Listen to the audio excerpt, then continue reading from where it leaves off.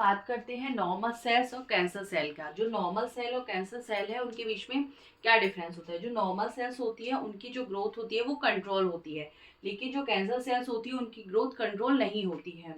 Normal sales तभी divide होती हैं जब उनको हमारी बॉडी से कोई अप्रोप्रिएट सिग्नल मिलता है किसी काम को करने के लिए, लेकिन कैंसर सेल्स में ऐसा कुछ भी नहीं होता है, वो बिना किसी सिग्नल के डिवाइड करती रहती हैं। ये कांटेक्ट इनहिबिशन शो करती है, मींस अगर ये किसी उसके सेल के कांटेक्ट में आएंगी तो इनकी ग्रोथ जो होगी वो इनहिबिट हो जाएगी, लेकिन कैंसर सेल्स जो होती हैं वो अपनी इस प्रॉपर्टी को लॉस कर देती हैं।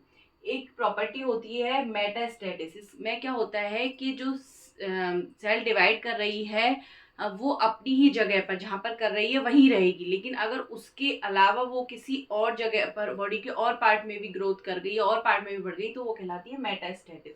तो जो कैंसर सेल्स होती हैं वो ये मेटास्टेटिस शो करती हैं, लेकिन नॉर्मल सेल्स जो होती हैं वो मेटास्टेटिस शो नहीं करती हैं। इनकी जो नॉर्मल सेल्स होती है उनकी डेफिनेट शेप एंड साइज होती है और कैंसर सेल्स की अल्टर शेप एंड साइज होती है।